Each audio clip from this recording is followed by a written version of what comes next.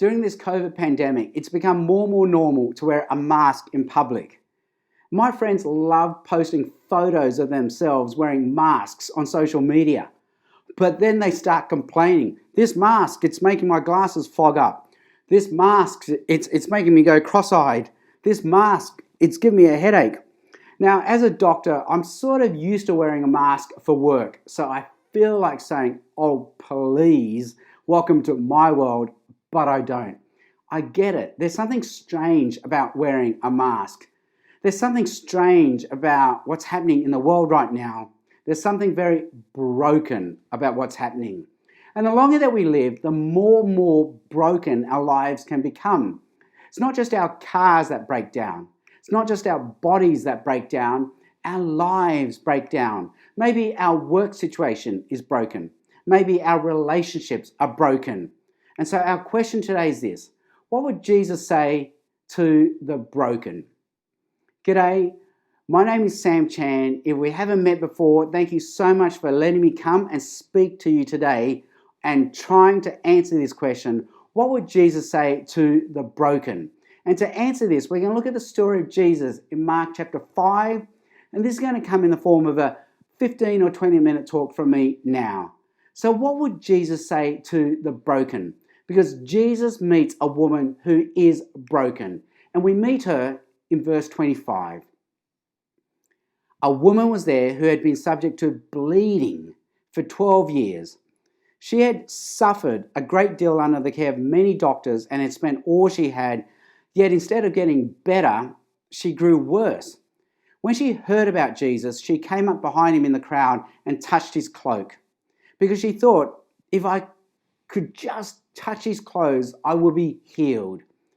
Immediately her bleeding stopped and she felt in her body that she was freed from her suffering. At once Jesus realized that power had gone out from him. He turned around in the crowd and he asked, "Who touched my clothes?" Jesus meets a woman who's broken. Her body is broken. She has been bleeding for 12 years. By now she's weak, she's frail, she's fragile, she's fatigued. But it's not just her body that's broken. Financially, she's broken. The Bible here says she has suffered under the care of many doctors. She's paid all their bills and still she's not better. But now she's broken and in debt. But she's not just financially broken, she's also socially broken. Because of her disease, she's now shunned, she's shamed, and she's cut off. She is cancelled. Well, this woman comes up to Jesus and she touches the edge of his cloak, hoping to be healed. And Jesus stops. Why would Jesus stop? This is the part of the story I don't get. Because in the bigger story, as you might know, Jesus is in a rush. He's on his way to see a young girl who's sick and dying. There are no seconds to spare, but Jesus stops. Why would he do this? Because he wants the woman to know, and he wants us to know the three things that he wants to say to her. So what are the three things that Jesus would say to the broken? They are these. Number one, Jesus recognizes her brokenness. Verse 31, "You see the people crowding against you," his disciples answered, "and yet you can ask, 'Who touched me?'" But Jesus kept looking around to see who had done it. Jesus wants to see this woman so that she can know that Jesus recognizes her brokenness. I used to live in an apartment in Burwood, and I remember going down to the basement parking to my car, and I jumped in it, and that's when I realized I wasn't going anywhere, because someone had taken my steering wheel and someone had taken my battery. So I rang up my mechanic and he came with a replacement steering wheel and a replacement battery. Now notice what my mechanic did not do. He did not turn up and go, Sam, look what you did to yourself. No, he knew someone else had done it to me, so he came to care for me. He understood. He recognized my broken down situation. This woman is broken. She belongs in the category of brokenness. But what does that mean, to be broken? I once heard a Christian preacher explain it this way. To be broken, it's not what you have done, it's what's been done to you. It's not the bad you have done, it's the bad that has happened to you. There's a category of brokenness. And that's helpful for us to know because as religious Christians, maybe we only know the categories of right and wrong, sin and guilt. And they're helpful categories, they're correct categories, they belong in the Bible, but they're not the only categories because there's also the category of brokenness. And that's why the Bible gives us the story of Job. And maybe you know the story of Job. Job's whole life becomes broken. His body is broken. His family is broken. His heart is broken. But then his religious friends turn up and they can only think in categories of right and wrong, sin and guilt. And so they say to Job, Job, this is something you have done. You have done something wrong. You have done a sin. You are guilty. You need to repent. But that's where they got it wrong because the Bible says Job was a righteous person. He had not done anything wrong. Instead, he was a broken person. Something had happened to him. And Jesus stops to recognize his woman's brokenness. He recognizes, hey, this isn't something you have done. This is something that has happened to you. And this brings us to the second thing that Jesus now says to this woman. Jesus reverses this woman's brokenness. Verse 32, but Jesus kept looking around to see who had done it. Then the woman, knowing what had happened to her, came and fell at his feet and trembling with fear, told him the whole truth. And he said to her, daughter, your faith has healed you. Go in peace and be freed from your suffering. Jesus reverses this woman's brokenness. I used to have an Alpha as a car, and it was a great car. It was beautiful, it was red, but it was Italian. What could go wrong with an Italian car, right? Well, everything goes wrong with an Italian car. It was so broken down, often it would just sit on my front lawn, not going anywhere. So my wife, Stephanie, nicknamed it the garden gnome because that's all it was, sitting on my front lawn, not going anywhere. But one time I remember I got the car going, but it had no reverse gear. I could only go forward, but I couldn't go backwards.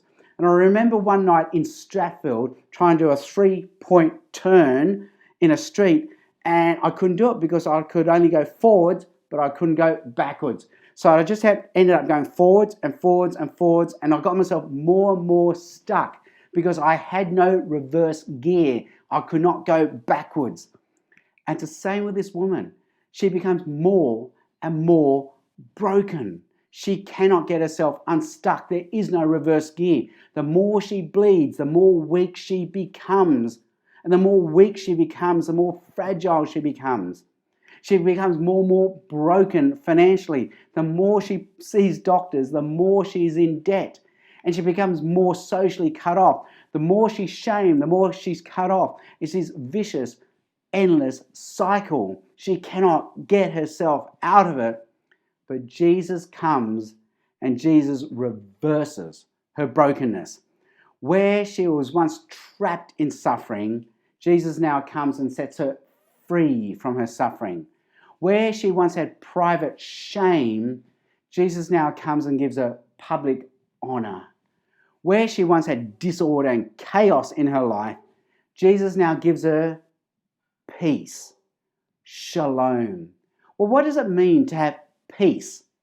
Well, during the COVID isolation period, many of us got into jigsaw puzzles, and we know how jigsaw puzzles work. You begin with disorder, but bit by bit, you reverse the disorder until there's more and more order. And then there's that moment where you click the final piece into its place, And that moment, as it clicks in, is a moment of shalom, peace. Everything is where it should be. And it's the same with this woman. Up until now, she's only had disorder, chaos, but Jesus comes and reverses her brokenness, and bit by bit, everything is where it should be. And this brings us to the third thing that Jesus says to this woman, and it's this: Jesus redefines her brokenness. Verse 34, Jesus said to her, "Daughter, daughter, your faith has healed you. Go in peace and be freed from your suffering." Jesus calls her daughter. She's now no longer defined by her brokenness. Instead, she's defined by her relationship with Jesus. I have 3 young boys. They're at an age where they still love the daddy school drop-off. And I love the daddy school drop-off because I can take them to school, I can hold their hands, give them a hug, and give them a kiss goodbye. But I know in only a few years, they're not going to want the daddy school drop-off. They're not going to want me holding their hands. They're not going to want me hugging them. And they're certainly not going to want me kissing them goodbye in public. But I'm okay with that because I know they need to grow up and they need to find their own identity. So where are we going to find our identity? Well, we can be defined by what we do. But that's only going to make us proud and insecure because we can never do enough to be somebody. Or we can be defined by what's been done to us. But here we'll always be the victim. We'll always be defined by the worst that has happened to us. And we'll never be able to move on. But Jesus gives us a third way. We can be defined by Jesus, by who He is and what He's done for us. I love that vision in the book of Revelation, right at the end of the Bible, where all of God's people, if we're a child of God, we will be dressed in robes of white. And that means when God looks at us, He doesn't see the shameful things we've done. He doesn't see the shameful things that have been done to us. Instead, He sees robes of white. He sees who Jesus is and what Jesus has done for us. And that means no matter how broken we are, and there's going to be so much brokenness in our life. For some of us, there'll be separation. Maybe there's disease. Maybe there's things that haven't gone well. And maybe we don't even want to go to church because we're so afraid that we'll be shamed and caught out. But Jesus says, don't worry, come to me and I will define who you are. And that also means as a church, when we see people, we need to see them the way God sees them, in robes of white, not by what they have done, not by what's been done to them, but by what Jesus has done for them. So do you remember our question today? It was this: what would Jesus say to the broken? And today Jesus has met a woman who is broken.